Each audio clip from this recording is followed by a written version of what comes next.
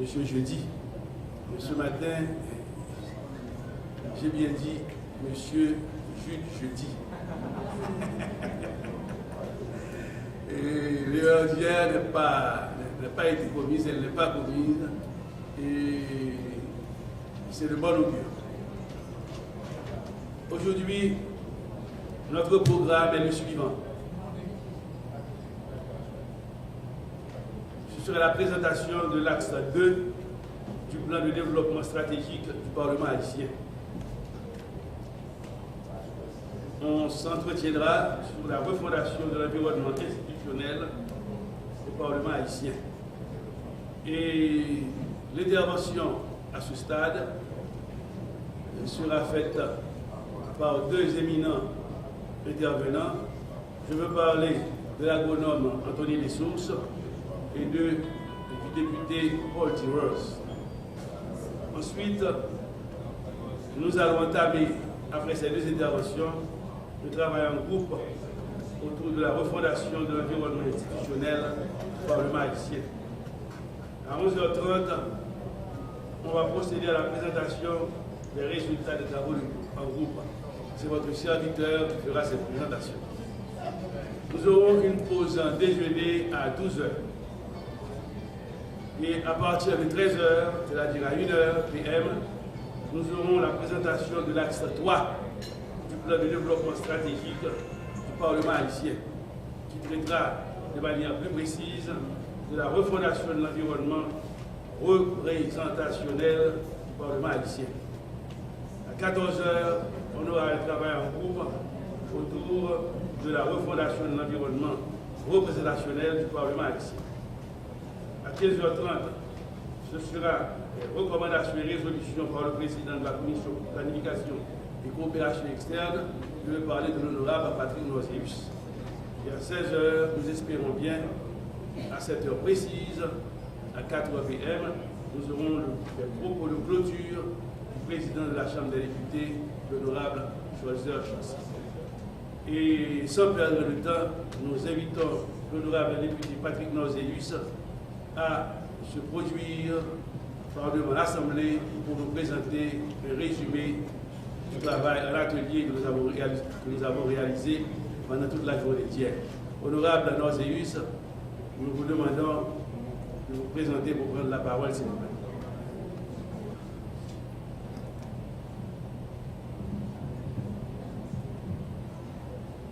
Mesdames, Messieurs, bonjour. Bonjour, mes chers collègues. Hein? Est-ce qu'on est content d'être là à la deuxième journée? Ce matin, je ne suis pas un animateur. Je suis un collègue et je dis bonjour aussi à tous les cadres de la Chambre des députés et du Sénat de la République et qui sont là depuis hier. Et il me revient la responsabilité aujourd'hui de faire un résumé de ce qui a été fait hier, avant de passer au programme de la deuxième journée. Bon, naturellement, je comptais faire le résumé parce que le président du Sénat nous avait promis hier de venir avec quelques sénateurs, mais quand même, même si la majorité d'entre vous était là hier, ce n'est pas un problème de faire quand même le résumé. Mais ce résumé était destiné pour les personnes qui viendraient pour la première fois. En tout cas, hier, nous avons commencé un peu tard, mais heureusement, toutes les activités prévues dans le programme hier ont été quand même exécutées. On a présenté l'objectif, le contenu, la méthodologie de travail de l'atelier. On a eu le discours, très belle allocution du président de la Chambre des députés, qui d'ailleurs a profité pour faire ressortir l'importance et le sens de cet événement, de cette activité. Et on a eu le privilège de recevoir le président du Sénat de la République, qui a eu une très belle allocution également. Enfin, c'était le tour de passer à nos intervenants. D'abord, il y a l'agronome Anthony Lessources qui a fait une très belle présentation sur le plan stratégique, le plan de développement stratégique et ça du Parlement haïtien, un outil indispensable au développement du Parlement et de la démocratie en Haïti. Je sais que les participants n'ont pas encore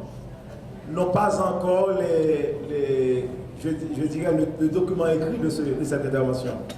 Mais comme nous l'avions promis hier, nous avions dit que tout ce qui est dit ici, tout ce qui est projeté ici, on va vous donner la documentation complète.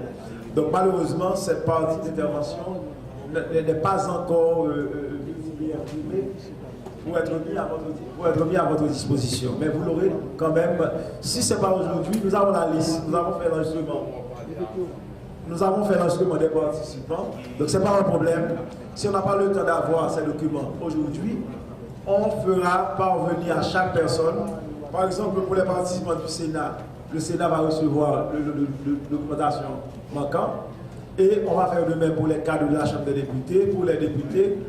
Toute la documentation de ce qui est dit, ce n'est pas un problème même de passer du temps à copier. La concentration est mieux que parce qu'on aura la documentation écrite de tout ce qui est dit. Et puis une deuxième chose, on a remarqué physiquement dans la salle, il y a des gens qui donnent d'eau, qui donnent d'eau au tableau. Si on peut se disposer de manière à ce que tout le monde soit là, parce que ce cas-là, c'est... Il y a 2 écrans qui sont là. Ah oui, on est là dans ça. Pourquoi vous ne pouvez pas regarder directement? A-t-on besoin de regarder dans un écran quand on a le privilège de voir Agronome des sources live? Non. Et puis, même pour le contact aussi, pour celui qui parle, pour l'intervenant, la dynamique, c'est beaucoup mieux quand le contact est plutôt que le dos, que vous regardez le dos.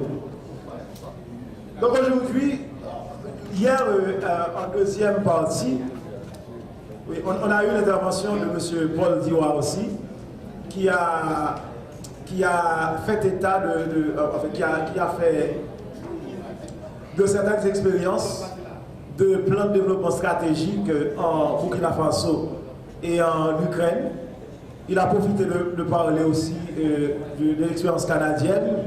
L'idée pour nous, c'était, si on veut adopter un plan de développement stratégique du Parlement haïtien, il est important que l'on sache au moins de ce qui se fait ailleurs, c'est-à-dire de certaines expériences faites dans le même domaine ailleurs.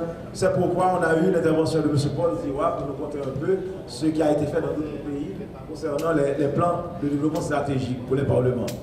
On a eu l'intervention de Mme Fatima Prophète, un avocat du ministère de la Planification. Pourquoi on avait fait cette intervention sur le PSDH? Et collègue Lili, collègue Tanis, j'ai quelque chose à vous dire. Oui, donc pourquoi on avait fait venir Madame le ministère de la Planification? C'est que le Parlement, c'est un pouvoir de l'État. Le Parlement, le plan de développement stratégique du Parlement haïtien ne peut être en dehors du plan stratégique de développement d'Haïti. Et d'ailleurs, dans la refondation, dans le volet refondation institutionnelle du PSDH, justement, il est question du plan de développement du Parlement. Donc, Madame Prophète a eu une très brillante intervention. Je crois qu'il a aidé beaucoup de parlementaires à entrer un peu dans le bain. Et nous avons donné le document aussi, une copie du résumé du PSDH qui va aider les participants justement à mieux cerner le PDSBH en regardant un peu le PSDH.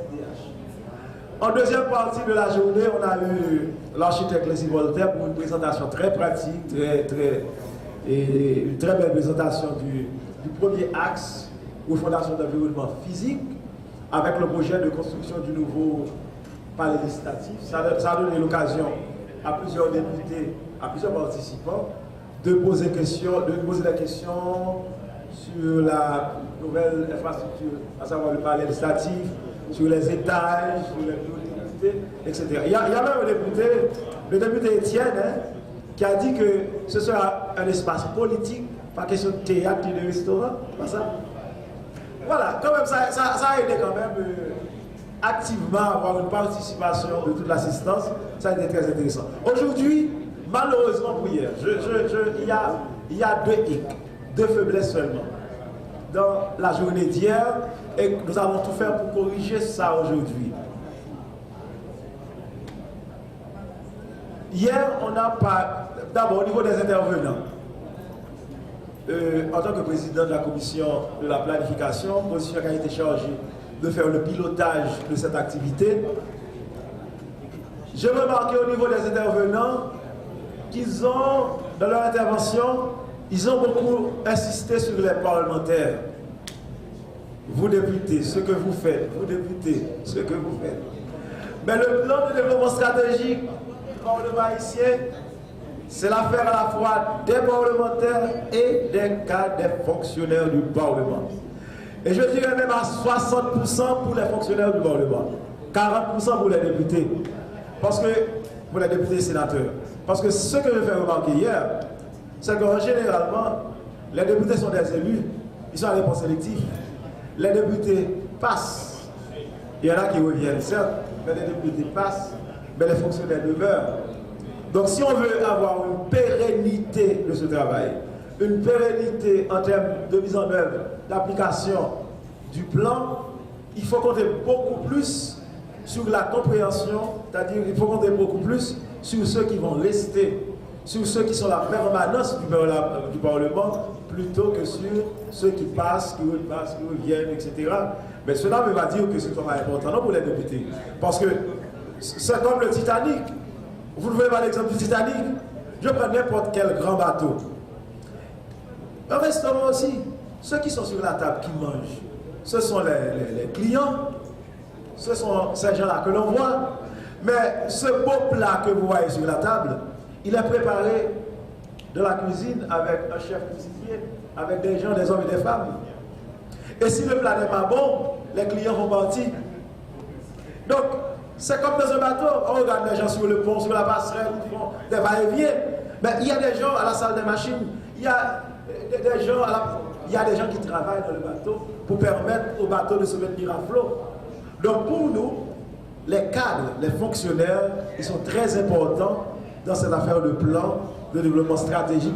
Et aujourd'hui, on aimerait que l'invitation soit faite à toute l'assistance et ne pas être concentrée sur les députés. D'accord. Mais les députés, ils sont quand même importants parce qu'ils sont l'aspect physique, visible du Parlement, alors que les cadres sont l'aspect invisible. On ne les voit pas, ils sont dans leur service, on les voit à peine, mais tout le monde vient regarder les députés dans la salle de séance, sur la tribune. Bon, pour aujourd'hui, deuxième faiblesse, on n'a pas eu les travaux en groupe. Les travaux en groupe, ça représente une activité très importante pour l'atelier. C'est à partir des travaux en groupe qu'on va recueillir les recommandations, qu'on va recueillir les points de vue des participants, et c'est à partir de ces recommandations qu'on va perfectionner l'avant-projet, qu'on va rendre l'avant-projet plus parfait, qu'on va actualiser l'avant-projet. Parce que c'était l'avant-projet élaboré en 2013-2014, nous sommes en 2016 et on va être en 2017 l'année prochaine.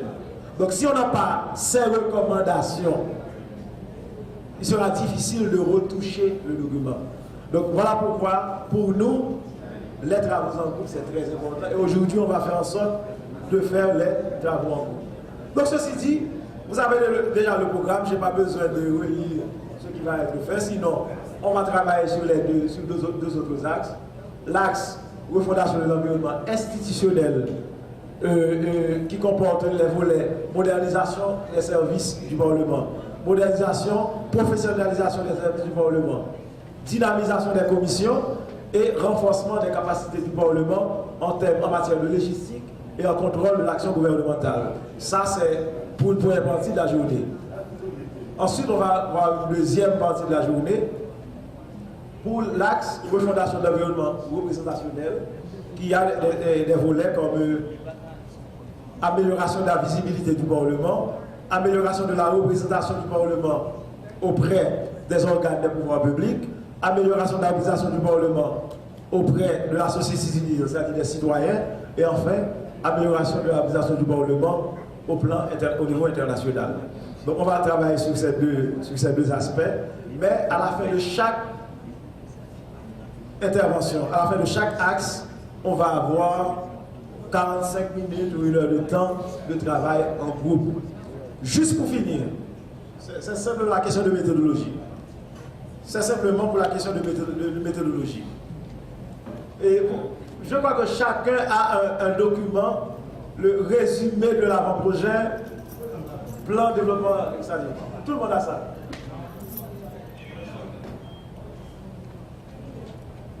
Et le résumé de l'avant-projet, pas de problème. Au moment opportun, après l'intervention, on va faire cette lumière sur la méthodologie, comment on va faire les groupes de travail. Merci beaucoup, bonne attention et bonne journée de travail. Merci.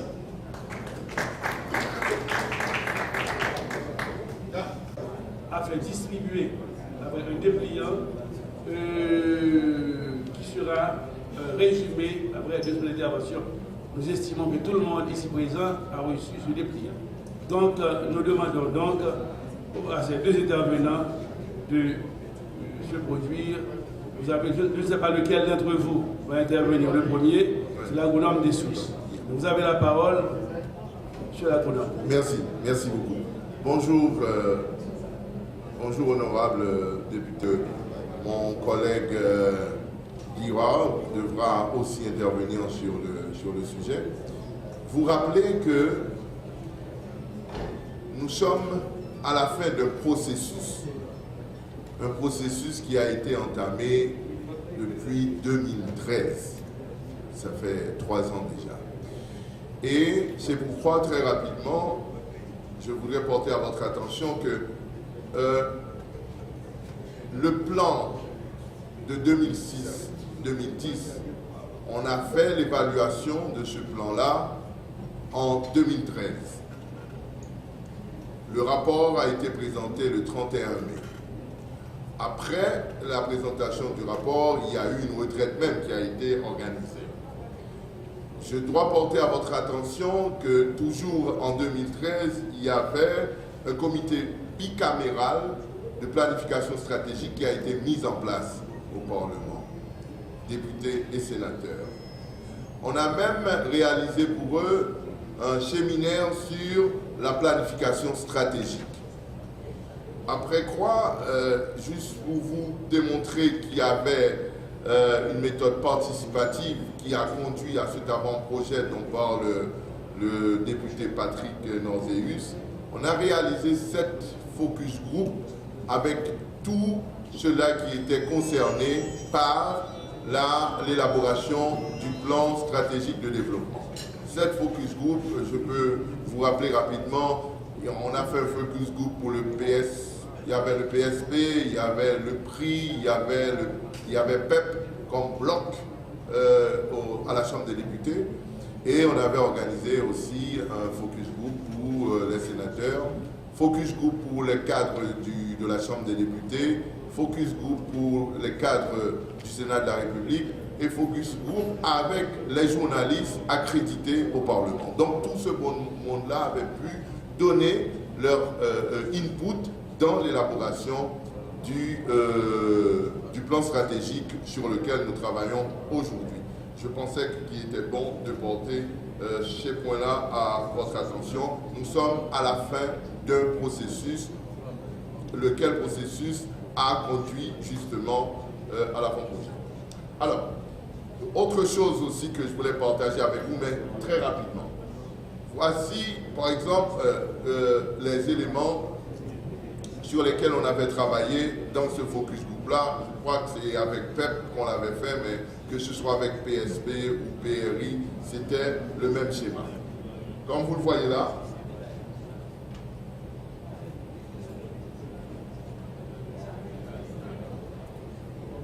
on avait demandé aux membres présents à ce focus group de donner leur avis sur ces éléments-là. Par exemple, sur la mission du Parlement. Comment pouvez-vous définir la mission du Parlement? Et chacun, au niveau du groupe, était amené à donner son point de vue, qu'on enregistrait. On a même fait une transcription après de toutes les réponses qui avaient été formulées au cours de ce focus group. Et on a pris en compte ces éléments-là pour les insérer dans le plan stratégique de développement. Par exemple, comme on devait faire un diagnostic, on avait invité les députés ou les sénateurs ou les cadres du Sénat et de la Chambre des députés à donner leur point de vue sur ce qu'ils considéraient comme étant les forces du Parlement. Qu'est-ce que vous considérez comme étant les forces du Parlement? Le levier qui permet au Parlement de pouvoir faire remplir la mission pour laquelle cette institution-là est créée. De même, on avait réfléchi aussi sur les faiblesses du Parlement. Qu'est-ce que vous considérez comme étant les faiblesses du Parlement, donc les défis auxquels le Parlement doit faire face et comment relever ces défis-là? Votre vision du Parlement, c'est extrêmement important de savoir. Par exemple, on leur avait demandé comment aimeriez-vous voir le Parlement haïtien d'ici les 5 à 10 prochaines années? Votre vision du Parlement. Dans l'état actuel, est-ce qu'on le garde comme ça? Dans 10 ans, on sera comme on est aujourd'hui? Ou est-ce qu'ils faisaient des projections dans l'avenir, comment ils auraient aimé voir le Parlement dans 10 ou 15 ans? Là, c'est dans 15 ans à peu près, avec le plan stratégique qu'on a maintenant. Quelles sont les opportunités qui s'offrent au développement du Parlement? En tenant compte des besoins de changement exprimés par la société, en tenant compte des pouvoirs que donne la Constitution au Parlement. Les risques aussi, quels sont les risques majeurs au développement du Parlement haïtien? On avait considéré les développements politiques. À l'époque, PHTK n'existait pas. PHTK maintenant fait partie du paysage politique haïtien, ou le bien du pays, je suppose. Compréhension des parlementaires de leur rôle. Observation, s'il vous plaît. Observation et connaissance, quels sont les changements que vous avez notés ces 10 dernières années dans le fonctionnement du Parlement? Là, les journalistes accrédités au Parlement avaient beaucoup aidé dans ce sens-là, parce qu'il y en a qui ont quelques années, depuis qu'ils travaillent comme journalistes au Parlement, journalistes accrédités au Parlement. Qu'est-ce que l'histoire du Parlement vous a appris et que peut-on faire de ces leçons pour bien façonner l'avenir de ce Parlement? Voilà, c'était ces questions-là qui étaient données comme éléments de réflexion et pour lesquels les sénateurs, les députés avaient donné leur avis, leurs idées. Quelles valeurs devraient être les piliers du développement du Parlement? Merci pour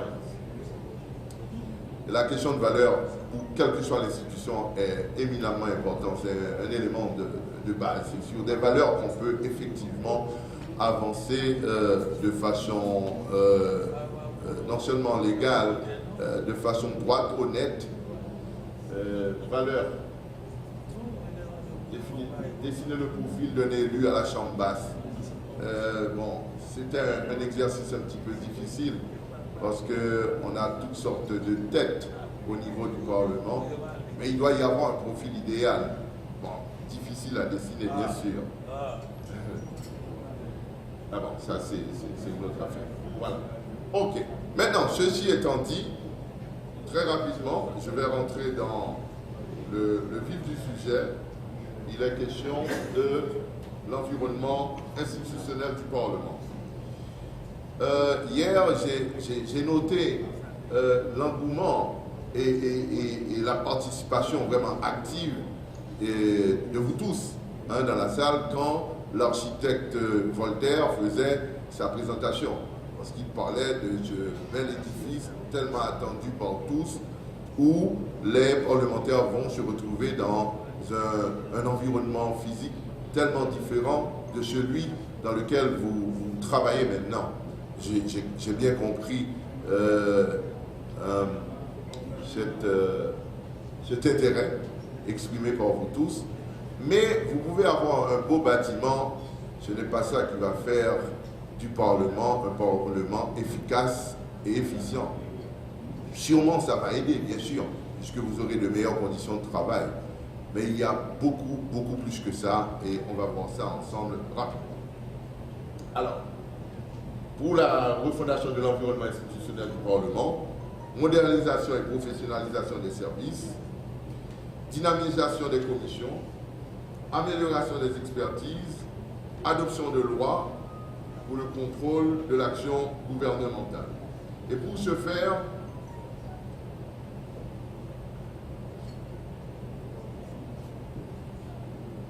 pardonnez-moi juste un moment. Et voilà le but que l'on poursuit avec cet environnement institutionnel. Dans 15 ans à peu près, les efforts du Parlement devront s'orienter sur 4 éléments, 4 objectifs prioritaires. Moderniser les services, professionnaliser les services, dynamiser les commissions, sans nécessairement avoir à les augmenter, parce que je vois que c'est à la hausse qu'on va, augmenter l'expertise, loi et contrôle gouvernemental. Donc on va voir chacun de ces objectifs-là très rapidement et voir les activités qu'il faudrait mener pour arriver à atteindre les objectifs. Modernisation des services. Il faudrait faire l'inventaire des ressources humaines. Par exemple, dans le temps, quand on faisait les focus group, ce qui revenait souvent, c'est que le personnel au niveau du Parlement, Sénat et députés ensemble, personnel pléthorique, dans le sens qu'il y avait trop de gens qui travaillaient. Est-ce que c'est vrai? Je ne sais pas. Déterminer les compétences nécessaires. Pardonnez. Faire l'inventaire des ressources humaines, déterminer les compétences nécessaires par service, parce qu'il y a un petit peu de tout au niveau du Parlement. Hein. Est-ce que les gens qui y sont, ce sont vraiment ces gens-là qu'on devrait avoir? Right man, right place? On ne sait pas, d'autant plus que la politique très souvent joue dans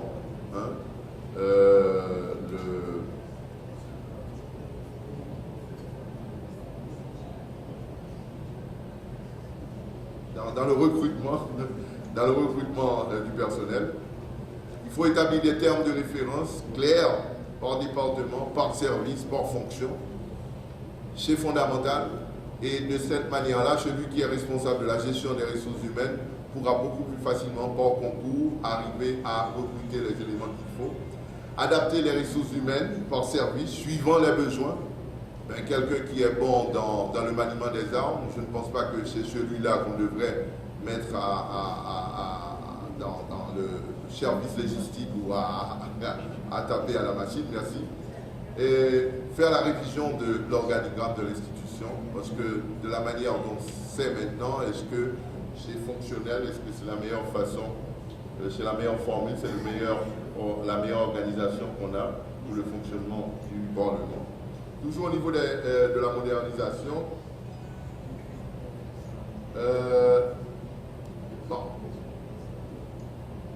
ça c'est en fonction du coût de la vie, en fonction du niveau des cadres qui travaillent ou du personnel. Analyse des grilles salariales et du payroll. Bien sûr, les députés ou les sénateurs vont penser d'abord à eux, sans nul doute. Conditions d'accès, organisation des concours de recrutement. Oui. Et comme ça, ce sera bon pour tout le monde. Parce qu'il y a certains d'entre vous qui subissent des pressions de leur mandant pour qu'ils puissent faire entrer quelqu'un comme fonctionnaire au niveau du Parlement. Mais si la règle est établie, c'est par concours que l'on va recruter, donc à ce moment-là, vous dites à la personne, bon, vous n'avez pas le profil, donc je ne peux rien faire. Constitution de la réserve pour des gens qui doivent travailler, les stages, les nominations, les promotions, les diplômes par grade, les rémunérations, l'évaluation. C'est ça qui va nous permettre vraiment de moderniser. Et je suis certain, à l'arrivée du président, il sera d'accord avec moi, s'il demande au directeur des ressources humaines de lui présenter la liste des employés de de la Chambre des députés, certainement, il va retrouver des employés qui ne devraient pas être qui ne seraient pas à leur place au niveau de la Chambre des députés. Mais certainement qu'il sera très difficile au président de renvoyer ces gens-là, parce que justement, on n'avait pas établi les règles qui devraient permettre à ces gens-là d'être mises en œuvre par le gouvernement.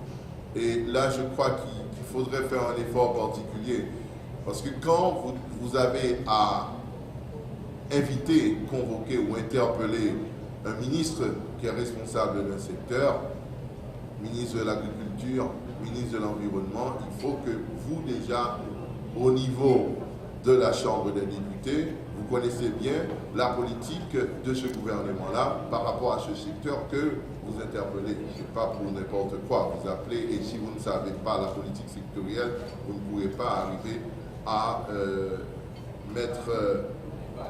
évaluer. Merci, c'est ça, tout à fait. Mais vous êtes avec moi, monsieur, ça me fait plaisir, c'est bon. Oui, pour le budget, pour l'élaboration, le suivi et la reddition des comptes. Reddition des comptes, c'est un mot qu'on entend souvent dans ce pays-là, mais il n'y a pas encore de responsable politique qui ait assez un mot qui commence par C, assez de... Ah ben non, de courage, ok, d'accord, assez de courage pour y arriver. Et honorable, il faudrait qu'on se voit après pour me dire qu'est-ce que vous avez eu à l'esprit avec C. Mettre en place un service spécialisé dans l'audit des comptes et du budget de l'État et des procédures des marchés publics. Mais je vous assure, messieurs, il y a tellement de travail à faire pour qu'on puisse redresser ce pays-là. Parce que chaque année, vous votez, des fois vous ne votez pas, le budget de la République. Mais avant de faire ce vote-là, l'élément important, c'est qu'est-ce qui s'est passé l'année antérieure, quelle a été l'utilisation faite de l'argent du Trésor public avant de donner encore à ce même gouvernement un autre budget à aller dépenser. Voilà, en substance, c'est ce que j'avais pour vous. Je vous remercie de votre attention. Je sais que mon ami déjà, collègue et déjà ami, Guiwa, va mettre un peu plus de sel dans l'affaire. Mais ce que je pourrais vous dire en fin de compte, messieurs les députés, mesdames, messieurs les cadres du Parlement, vous avez beaucoup à faire. Je souhaite qu'effectivement vous arrivez à avoir cet environnement physique que vous souhaitez avec le beau bâtiment qu'on va construire, mais cet environnement institutionnel, pour ma part, il est beaucoup plus important que cet environnement physique que vous réclamez et auquel vous avez droit. Il faut vraiment travailler à cet aspect-là et je pense que le plan avant-projet, qui sera bientôt un projet de plan stratégique de développement que vous avez, si vous arrivez à l'adopter et surtout à le mettre en œuvre, je suis certain que vous changerez l'institution parlementaire et du coup, Haïti pourrait en profiter. Merci beaucoup.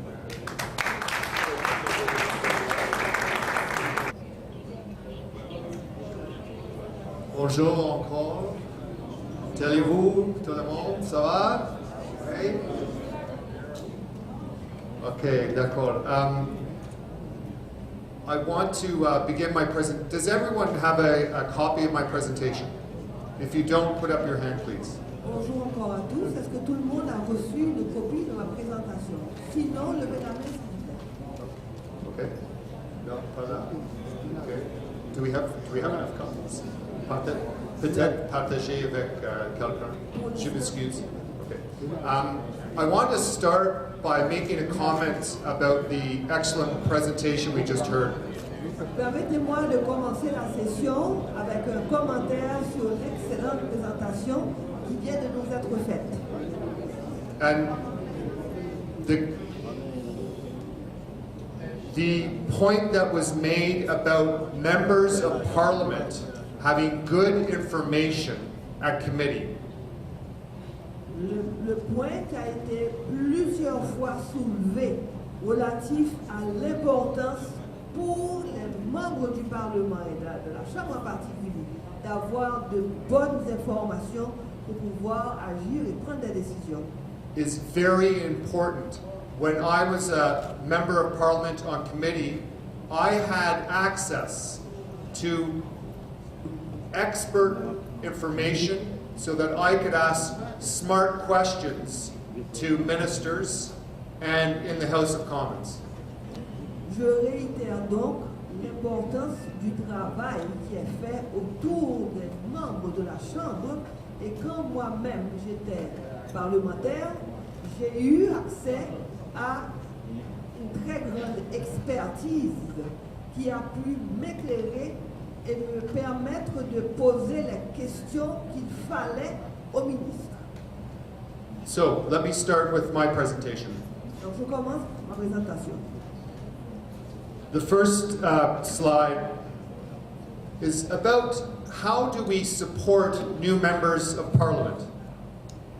La première diapositive concerne la manière dont on peut appuyer le travail des nouveaux parlementaires. After the election, we have a training session for new members of parliament. Après les élections, nous avons une session de formation pour les nouveaux élus. How do they hire staff? Par exemple, on travaille sur la question du recrutement du nouveau personnel. How do they open up their office in their riding? Comment est-ce qu'ils vont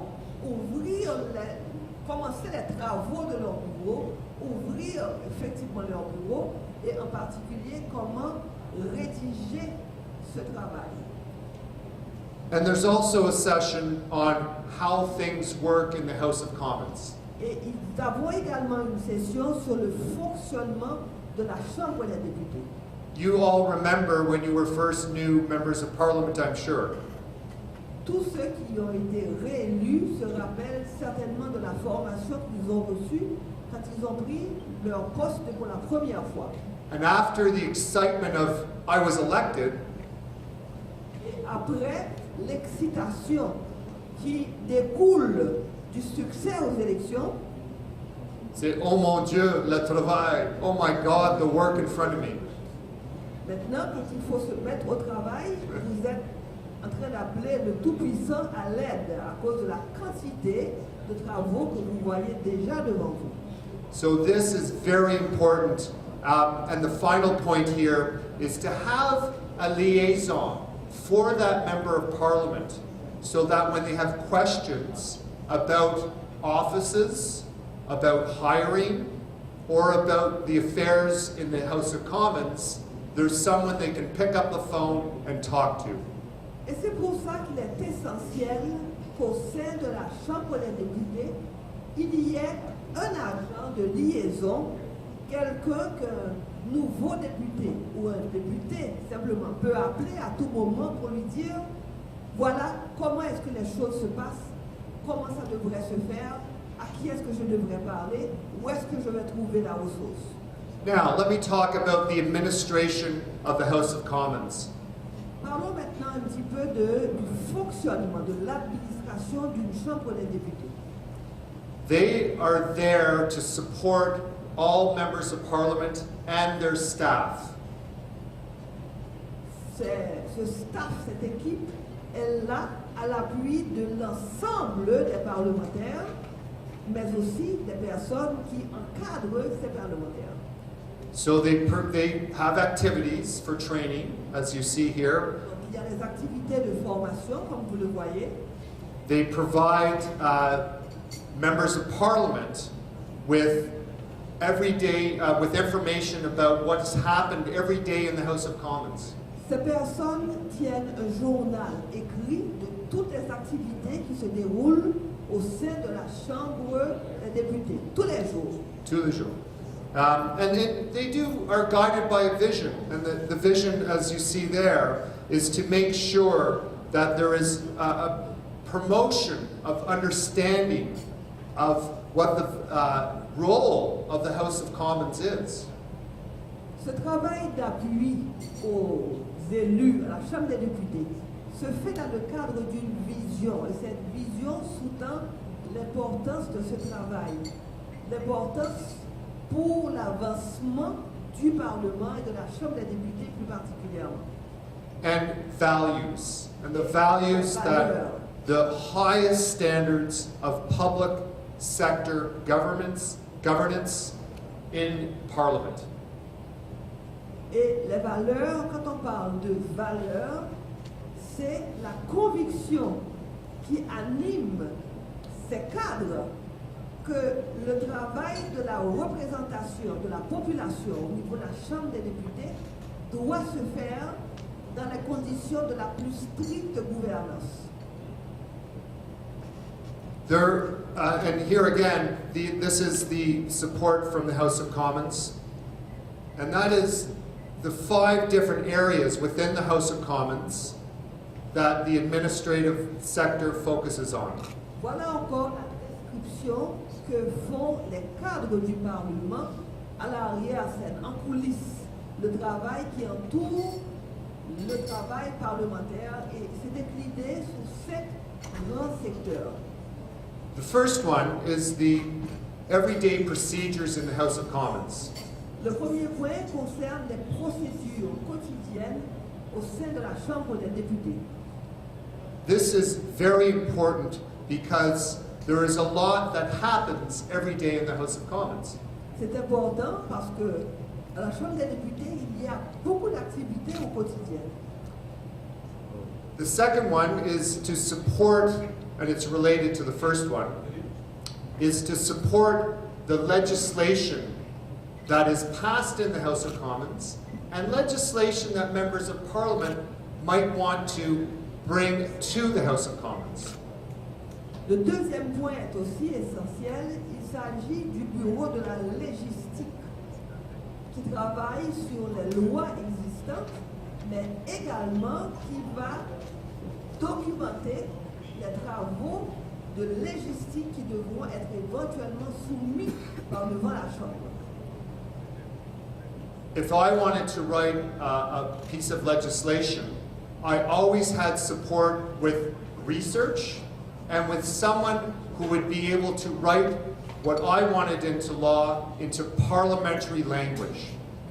Par exemple, moi-même, lorsque je voulais faire une proposition de loi, j'avais non seulement accès à la recherche documentaire à travers quelqu'un qui faisait la recherche, mais également à travers une autre personne qui elle-même s'attelait à rédiger mes idées dans un langage parlementaire.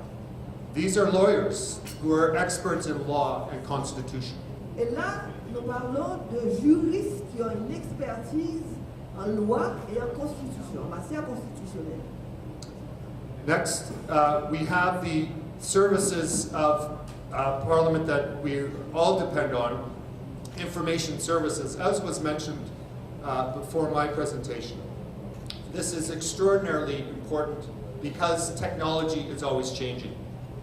Nous avons ensuite le secteur de l'information. Et mes 2 prédécesseurs ont amplement parlé de l'importance de l'information, puisque nous sommes aujourd'hui dans un monde où la technologie évolue et nous devons nous-mêmes rester au courant de ces changements pour pouvoir les mettre à l'application à bon escient. And this is a service that is provided to all members of Parliament. And it is ensuring that members of Parliament have access to all the information technologies they need, both in the House of Commons and in their ridings. Et il s'agit là de services fournis à l'ensemble des parlementaires, aux 2 chambres, et qui permet aux élus d'avoir accès également à une meilleure rédaction des textes. The last 2 are the parliamentary precinct services and the corporate services.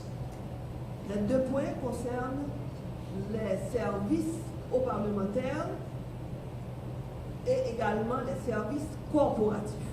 They deal with the details of how Parliament functions, all of the offices that are needed to have staff that are not part of the members of Parliament's offices, to welcome visitors, to make sure that there is proper translation, that there is proper services provided for the committees. Là, il ne s'agit pas du travail d'encadrement du parlementaire lui-même, mais c'est un appui à l'ensemble des services fournis aux parlementaires. Par exemple, c'est un bureau d'accueil, c'est un bureau d'information sur le fonctionnement du Parlement. C'est un bureau de traduction, c'est un bureau également de communication avec les visiteurs. There are 1,000, almost 2,000 people who work in administration in our parliament just to support members of parliament. They do not work for members of parliament, they work for parliament. Par exemple, chez nous, nous avons un staff d'environ 2000 personnes qui ne sont pas affectées à un élu en particulier, mais plutôt qui fournissent des services d'appui à l'ensemble du bureau et des bureaux des membres du Parlement. And they report to the Speaker of the House of Commons and the Clerk of the House of Commons. Ces 2000 personnes se rapportent non pas aux parlementaires, mais se rapportent plutôt au porte-parole du Parlement ou encore au greffier en chef du Parlement. And I believe you will be having a clerk from the Congress. There will be a visitor coming soon from the Council of Representatives. It's the House of, I thought it was another group. It's the House of Representatives who will be coming to visit you. The first woman, who is the head of the administration of the House of Representatives in the Congress in Washington, will be coming to visit you soon. Et je crois que vous allez bientôt recevoir la visite d'une personnalité. C'est une femme qui est greffier en chef de la Chambre des députés à Washington. Elle va venir faire une visite de courtoisie aux parlementaires haïtiens. The first woman who's had that job, I believe, yes. Et c'est bien la première fois qu'une femme occupe ce poste de greffier en chef du Parlement aux États-Unis. In our House of Commons, we had the first woman appointed just before I was elected to that job. Du Parlement où moi je viens, nous avons une femme a été pour la première fois élue à ce poste, tout récemment. And let me just finish with the administration of the House of Commons. Maintenant, pour conclure sur l'administration de la Chambre des députés, Is the objectives. They're there to support the changing role of members of parliament. nous reparlons encore de les objectifs stratégiques, c'est appuyer le rôle changeant des députés, parce que ce rôle évolue de législature en législature. To enhance or improve the ongoing service to members to sustain the institution, which means listening to members of parliament and their staff as to how to improve service. Cette administration aussi s'efforce d'améliorer les services permanents, ça veut dire rester à l'écoute en permanence. Non seulement des élus, mais rester à l'écoute également des cadres du Parlement. And as an administrative support, they also promote better understanding and support for the advancement of the population understanding the importance of the House of Commons. Cette administration aussi a pour mission de promouvoir dans le public l'importance non seulement des parlementaires, mais de la vie administrative et parlementaire.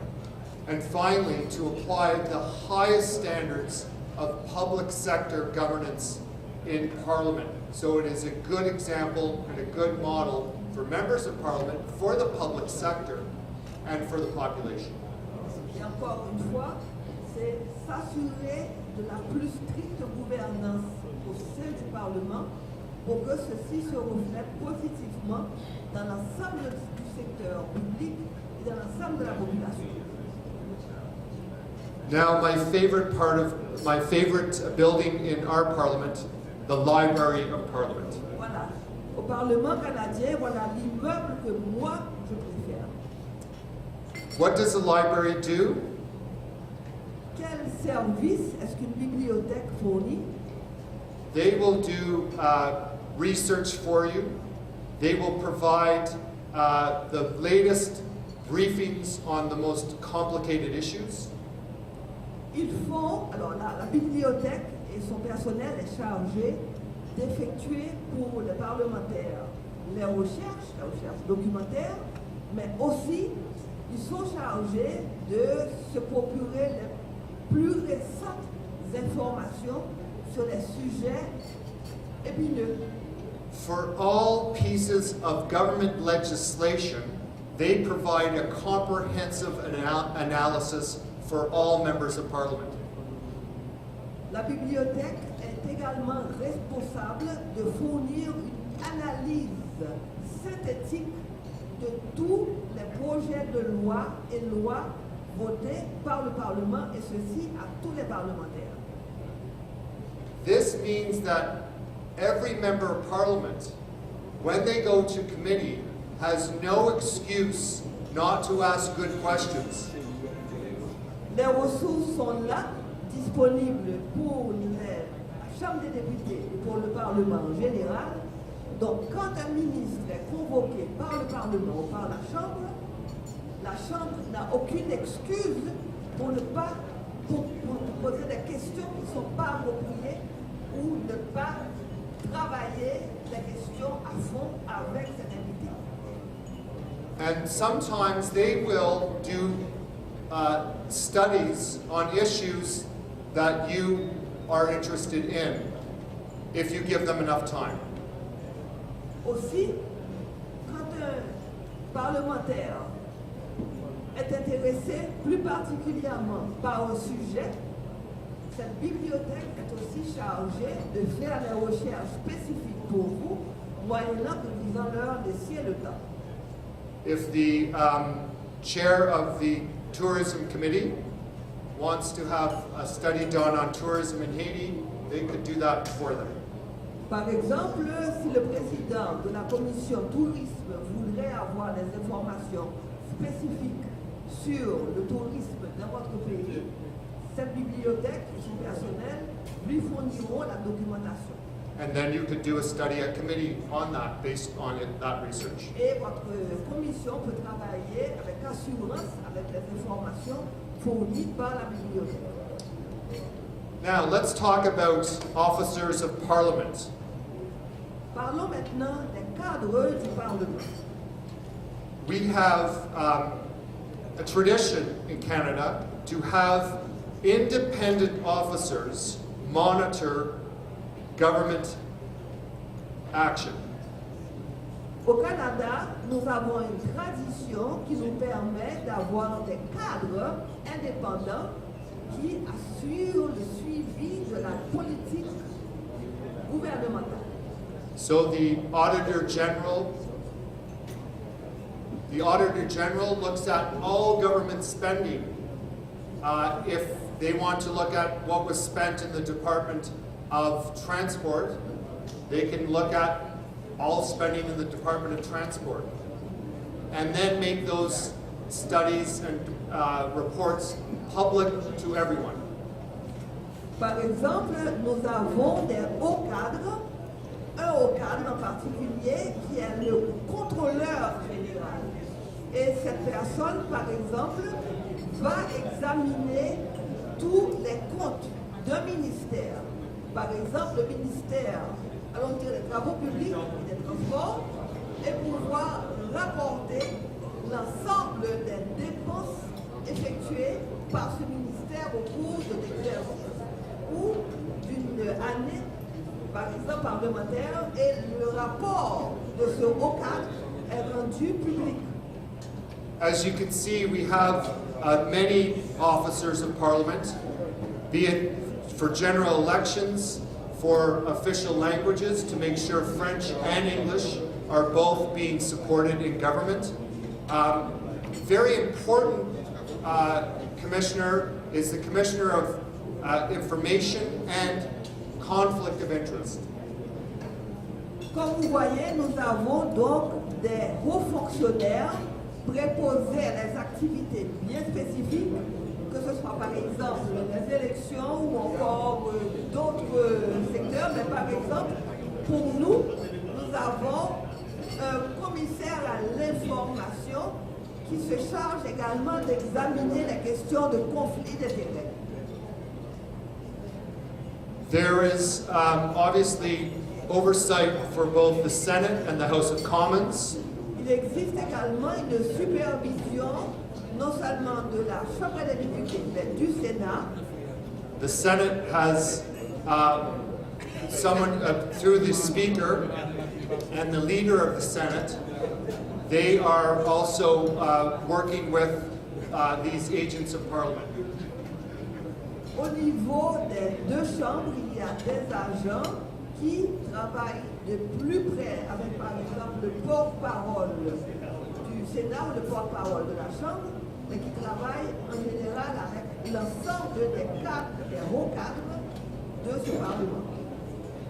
And let me conclude by saying these officers of Parliament are very important resources for members of Parliament. Laissez-moi conclure en vous disant que ces hauts cadres sont essentiels pour le fonctionnement du Parlement.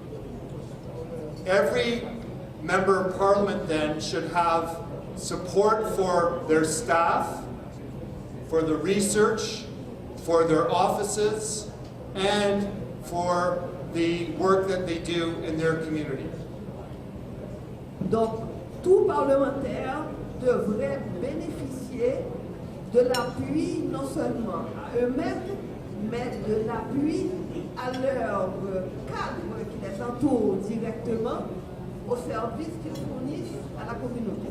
The question for you is, what kind of services do you need that you don't have, and how can they be put in place? La question maintenant qu'il faut poser, c'est vous-même, en tant que parlementaire, quels sont les services dont vous ne bénéficiez pas et qu'est-ce qu'il faut faire pour les mettre en place? Merci beaucoup.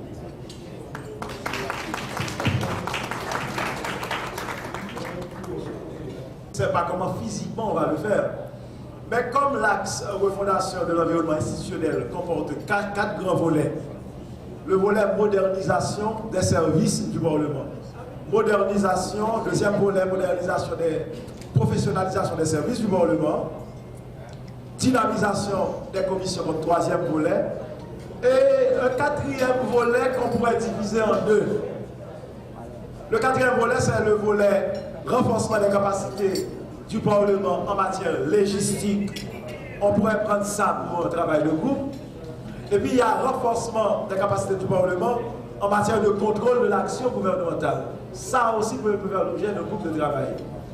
Mais comme chacun de ces volets de l'axe comprend un ensemble d'activités prévues, la colonne de sous-valeur a fait toute une présentation d'activités.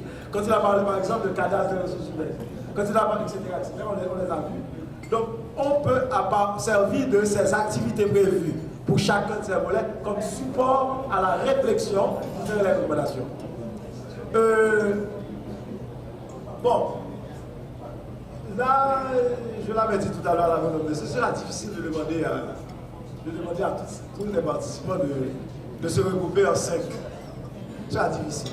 De demander à l'ambassadeur de donner sur leur table pour faire plutôt 5 groupes de travail. Ce que nous allons faire, nous allons diviser l'Assemblée en 10 groupes.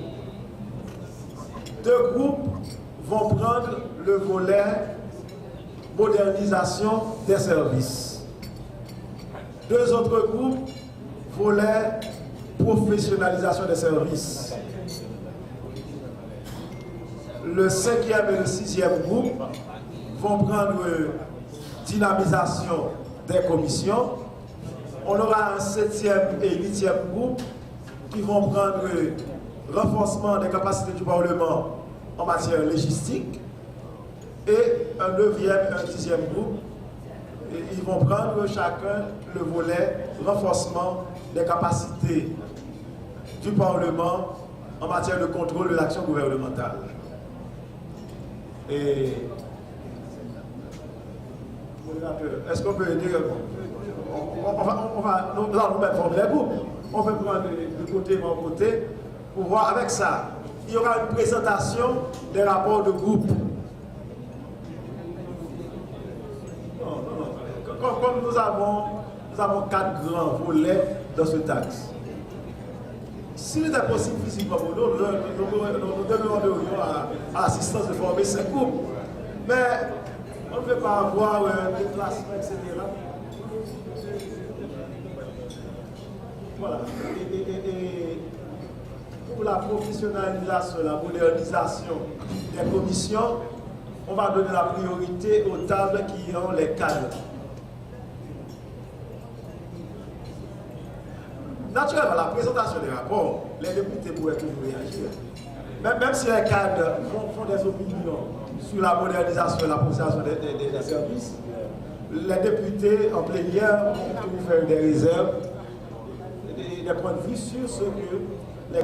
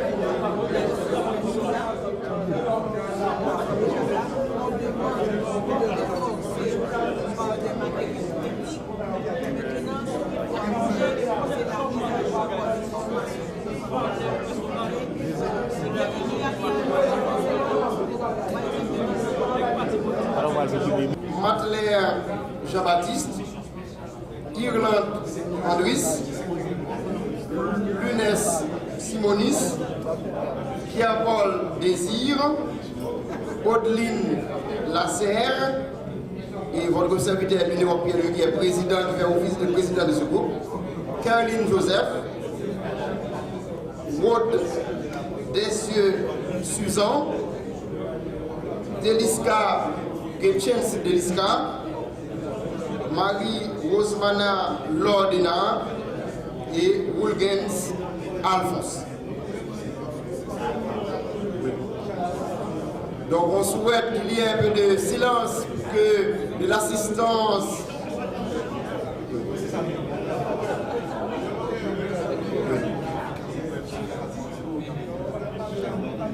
Mais nous demandons justement un peu d'attention pour notre groupe, quand même, c'est le risque du métier de travail de groupe quand même. Donc il y a un ensemble de points qui figurent comme des thèmes de référence, si l'on veut même avant la lettre, pour la modernisation des services. Mais notre groupe a dû faire avec les peu de temps qui lui a été alloué. En termes de modernisation du service du Parlement, nous avons, dans un premier temps, proposé identifier l'ensemble des ressources humaines et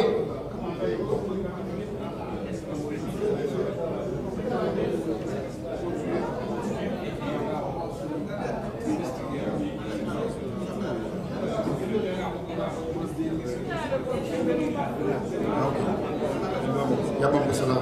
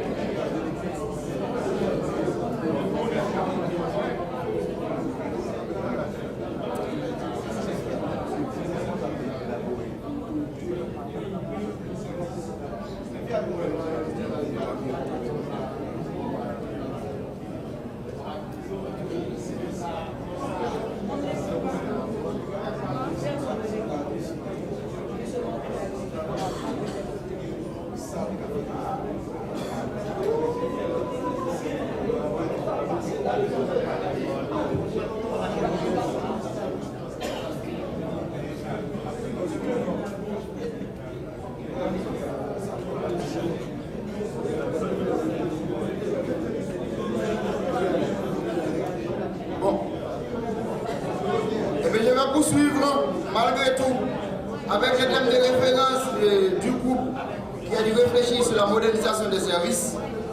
Nous avons dans un premier temps souligné les éléments suivants. Identification de l'ensemble des ressources humaines du Parlement, création d'un registre électronique et sous format papier, consultable à l'interne par l'intranet et à l'externe sur le site web du Parlement. Tout en créant une rubrique pour chaque service et le cas échéant, identifier si chacun ou chacune est à la place qu'il faut. Comme dit, si chaque homme ou chaque femme qui travaille au Parlement comme cadre ou comme employé est à la place qu'il faut. Création de répertoires consultables dans les mêmes conditions que précédemment. Et quant à la révision de l'organigramme d'institution, eh bien, notre groupe est aussi d'accord qu'il y a une révision de l'organigramme. Maintenant, pour ce qui a trait à la grille salariale, nous avons conclu avec les précisions suivantes. Avoir une grille salariale qui prend en compte le coût de la vie et surtout l'indice de barème. Cela dit, toute éventuelle grille salariale à adopter par le Parlement pour le Parlement doit prendre en compte cet indice de barème basé sur le niveau d'études, l'ancienneté et la fonction occupée. Nous sommes également pour une évaluation et avec éventuelle réaffectation et mise à niveau des cadres du Parlement. Et à l'avenir, organiser des concours pour les postes vacants. Nous sommes aussi pour l'élaboration et l'adoption des plans de carrière qui prend en compte la pension, la compensation de chômage et l'assurance. Et s'il vous plaît, une assurance qui ne se limite pas à la seule subvention des soins de santé.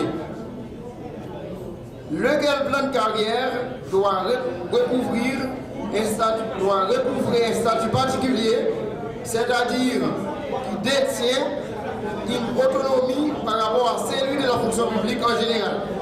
Donc, les fonctionnaires et autres cadres du Parlement pourront être dignement traités à la hauteur de ce service qu'ils prêtent à l'institution parlementaire, tant importante à la vie politique du pays.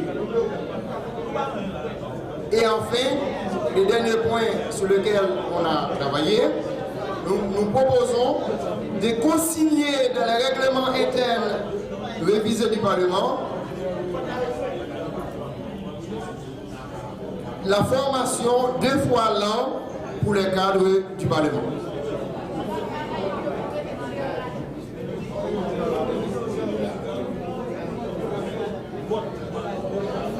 Merci beaucoup.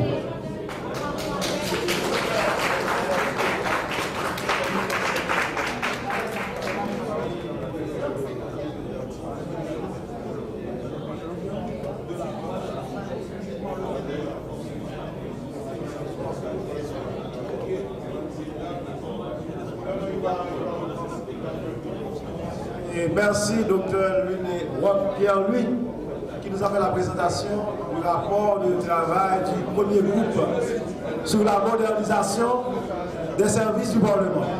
Nous passons maintenant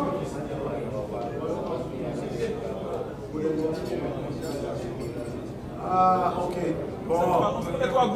Ok, voilà. On peut toujours combiner les deux. C'est encore le deuxième rapport sur la modernisation du Parlement. Monsieur Alors, je salue toute l'assistance. Je réponds au nom de Jean-Raymond Exumé.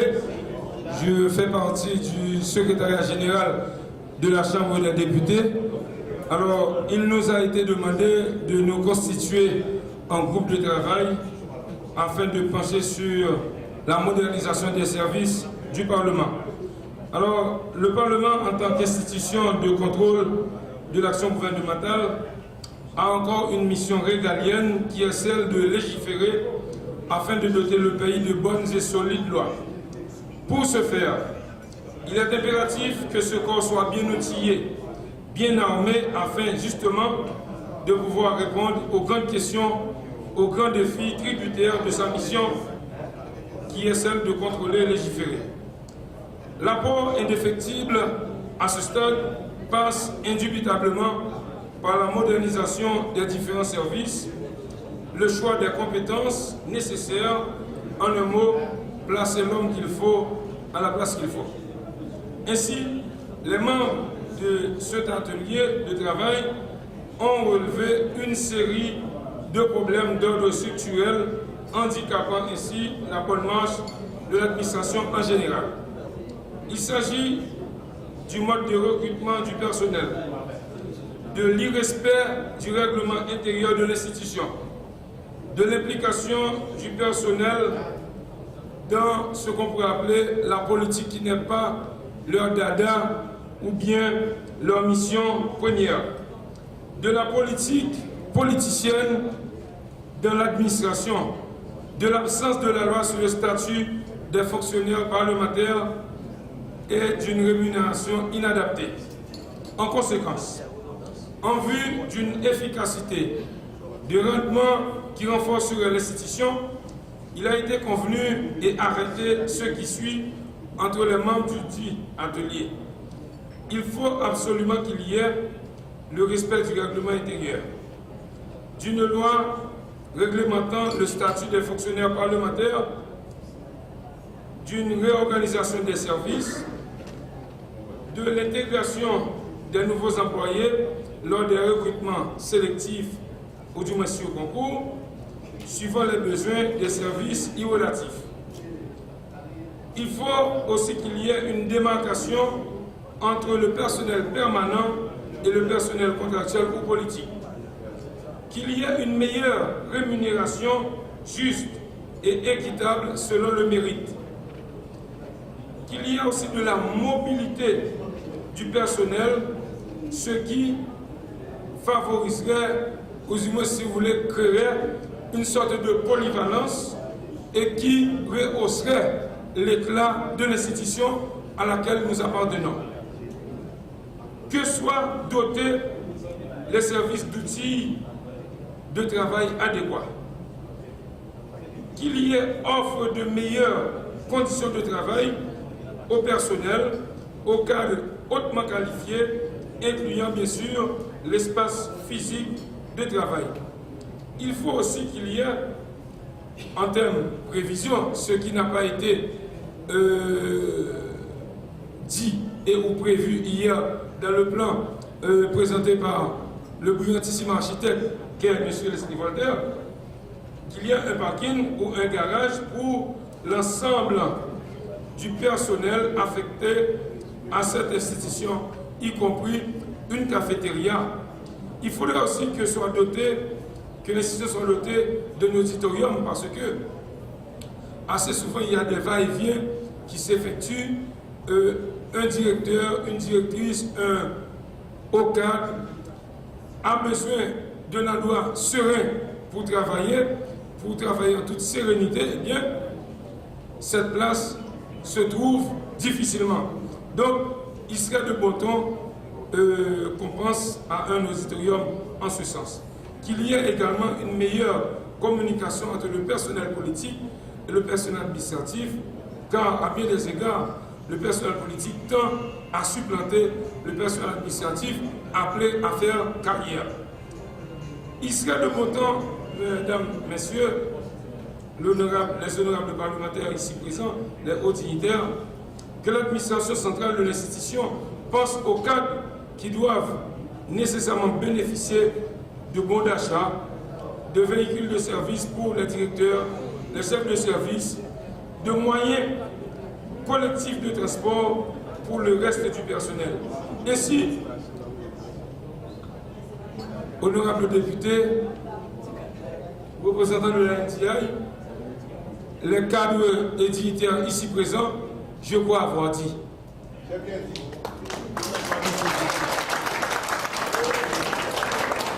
Merci M. Exumé. Nous, avec l'aval du député d'Anzéus, nous reprenons du service. Nous demandons donc au prochain rapporteur de bien vouloir présenter ici.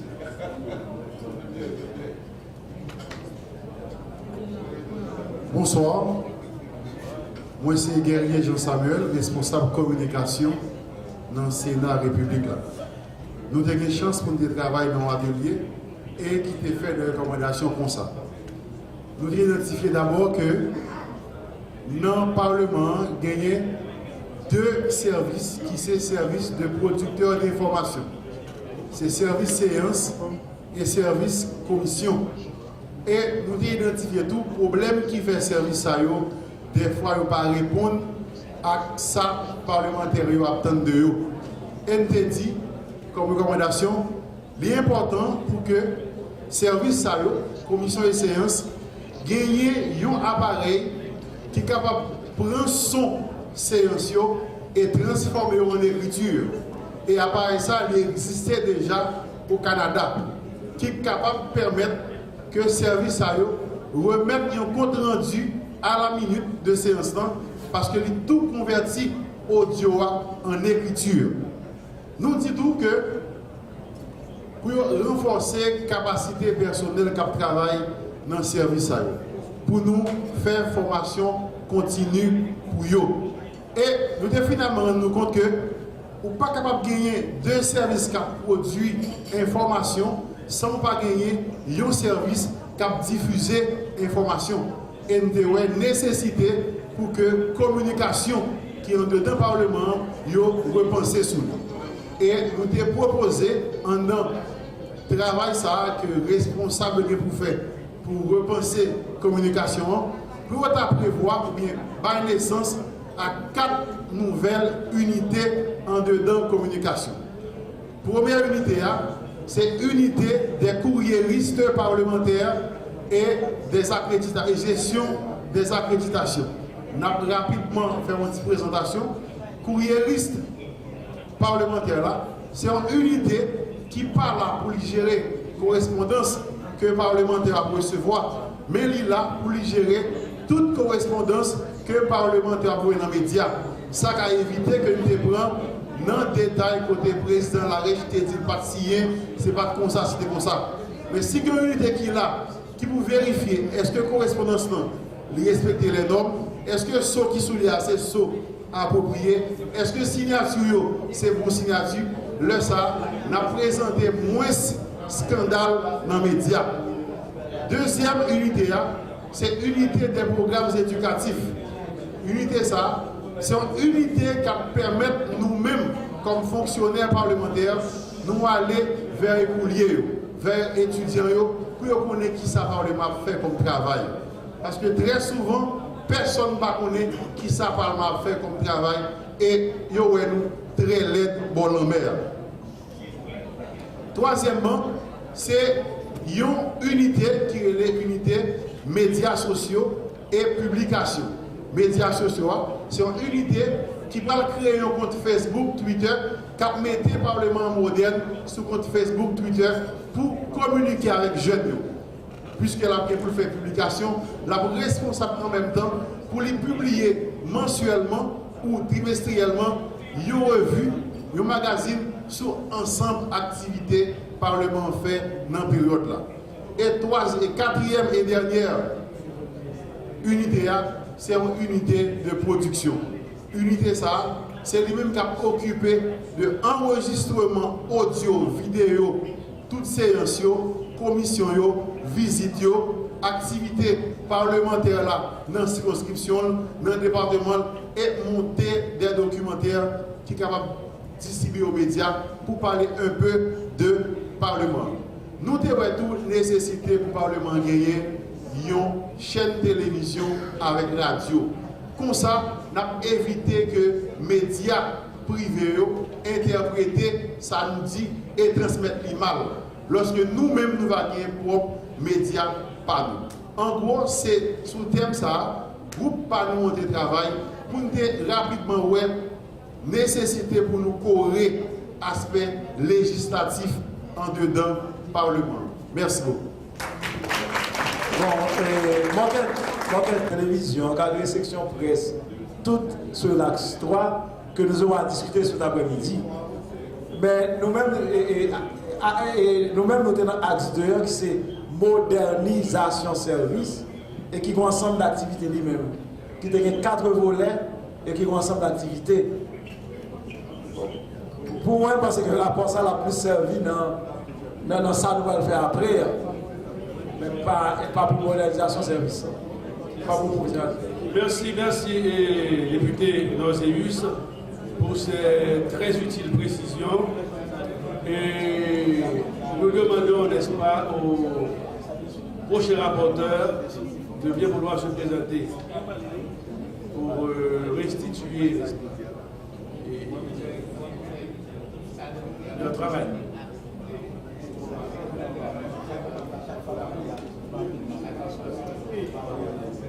Le prochain rapporteur, s'il vous plaît. Prochain rapporteur.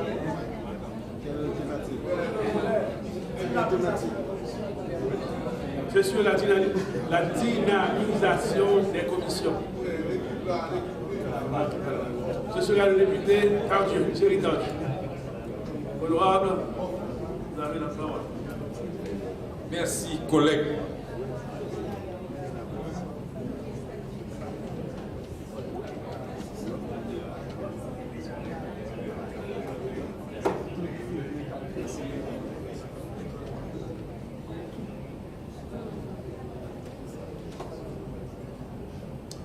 Donc, il nous a été confié la mission de travailler sur les thèmes suivants: dynamisation des commissions permanentes et sur le renforcement des capacités de contrôle des actions gouvernementales par les commissions permanentes.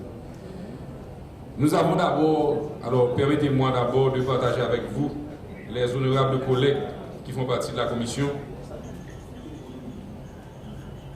Député Jean-Michel Moïse, député Jude Destiné, député Fouad Morancy, député Asten Jean, député Lochard Jean-Winné, député Choser Chancy, président de la Chambre, et votre serviteur Jerry Dardieu.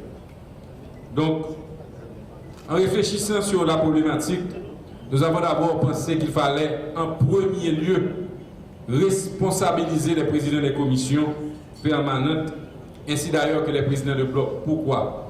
Parce que tout autant qu'ils ne sont pas responsabilisés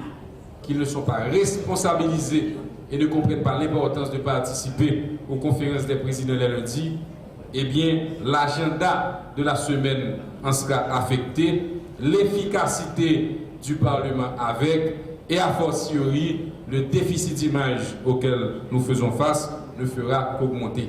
Donc, la responsabilisation des présidents des commissions est importante. Comment? Est aussi toute la question sur laquelle nous nous sommes penchés dans cet atelier.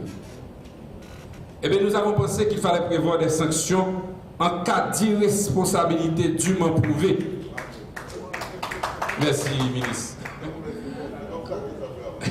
En cas d'irresponsabilité dûment prouvée des présidents de commission, des responsables de commission.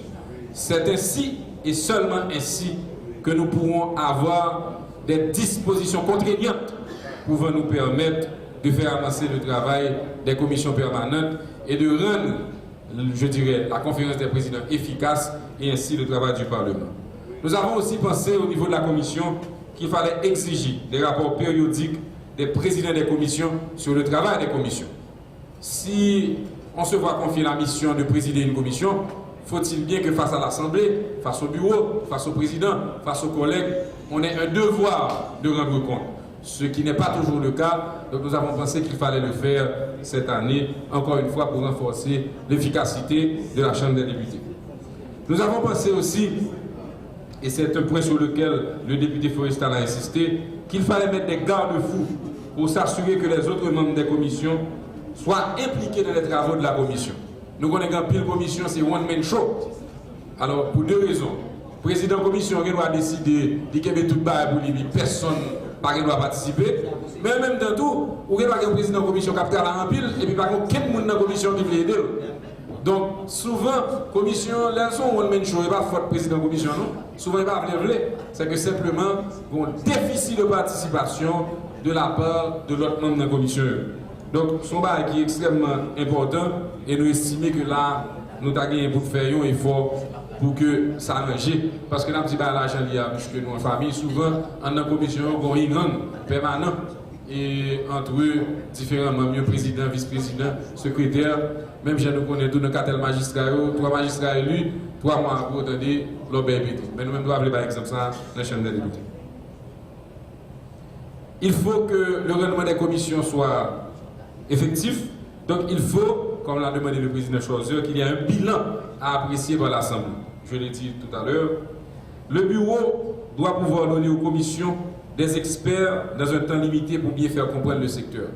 Ce qui se passe, c'est que souvent dans la commission, en admettant que moi-même j'ai intégré la commission santé, je ne suis pas trop fort dans la question santé qui est dans le pays. Donc ça veut dire que si le bureau a mis à la disposition de commissions ou experts qui pendant un laps de temps bien déterminé pourrait nous donner les grandes lignes de ce secteur d'activité, eh bien, je pense que l'étape bon, l'étape rendre le travail de la commission plus efficace, parce que souvent on siège dans nos commissions pendant que on travaille, on discute, on débat dans le thème et on pas fin de ça avec la donne. Si on prend temps à avancer sur pour bien comprendre le fonctionnement du secteur, ça, les grandes lignes, les grands paramètres, les tenants et les aboutissants, je pense que on a efficace et productif dans la commission. Et le député président Choiseul Chancy a parlé nous de appel à candidature publique pour une banque d'experts.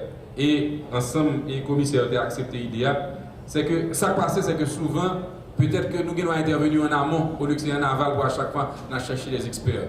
Au départ, sur un appel, nous sommes capables de dire à manifestation, à candidature publique, nous devons construire ça une banque de données des compétences diverses dans différents secteurs, de telle sorte qu'à n'importe quel moment que nous avons besoin d'experts, nous connaissons déjà plus ou moins avalisé à travers le critère de référence qui mettait dans la choisi pour être capable de courir, supporter en commission qui a décidé d'inviter, convoquer ou demander au ministre, au directeur général, venir par explication sur une série de bagages passés que nous jugeons pas coutume.